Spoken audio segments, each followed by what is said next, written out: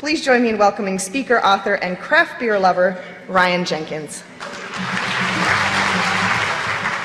Yeah, I don't want you guys to listen to anything I have to say.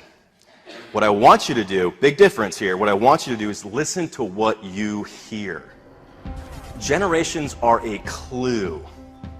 They're not a box, but they're a clue. Okay? And I think in my experience and my opinion, they're a very big clue on how we market to them, how we connect with them, how we lead them. And by the way, for all those playing at home, I am a millennial myself, so I can take some jabs, I think, with some credibility with this generation. But if at any point, if I'm up here and I stop mid-sentence and I just collapse right in front of you, don't be alarmed. That's why I'm telling you this in advance, don't be alarmed.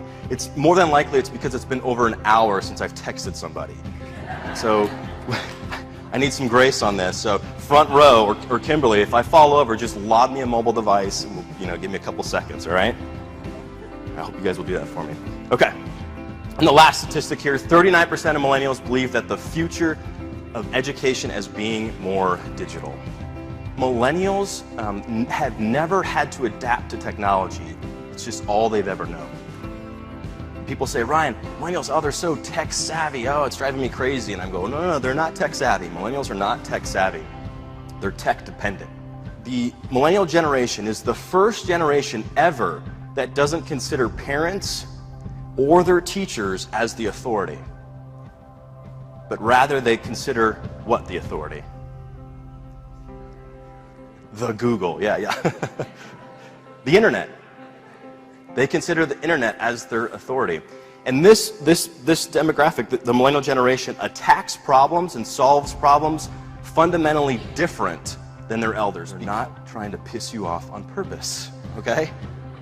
It's just they've had a hyper-social, hyper-connected, high-tech upbringing, right? So it's made them a different breed of humans. You have technology and the internet coupled with the largest generation on the planet, and that's the recipe for the massive, massive disruption. More than that, I'm not sure this is a millennial thing. I'm not sure this is a generational thing.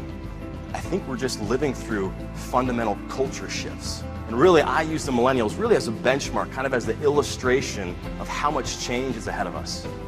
And I think all of us, including myself, we're just grossly underestimating how much change is ahead of us. Which is millennials want to be active consumers. 95% of millennials say that friends are the most credible source for product information. 78% of millennials would rather spend money on a desirable experience than buy coveted goods.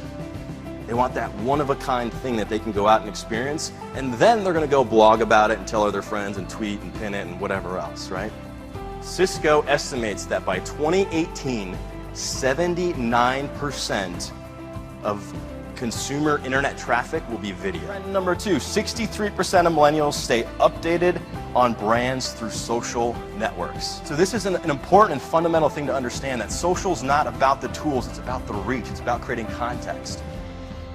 And so I believe we're seeing the humanization of brands. The more personality you can put behind a brand, the more real and authentic and transparent you are, the more you'll win over with the millennial generation. 2.5 times or how much more likely millennials are to share a social media link that references a brand. So that leads us to the last trend number 3, infotainment over information.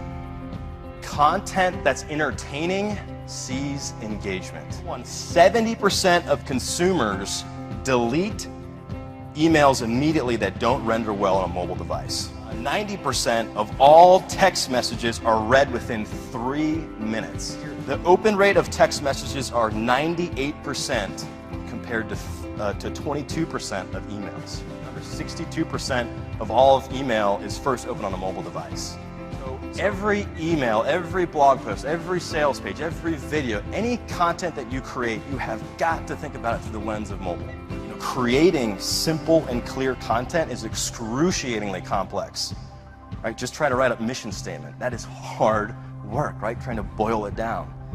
But it's absolutely necessary that we create that clear and concise content.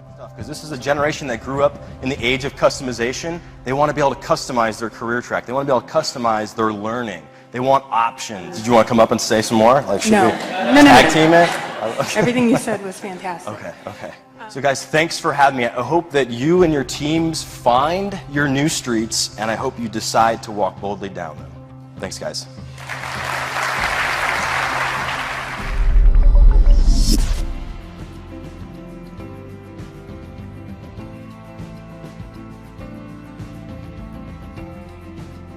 Skimmable or yeah. That was going to be my outro. I was going to rip off my clothes and rock slide out to you guys.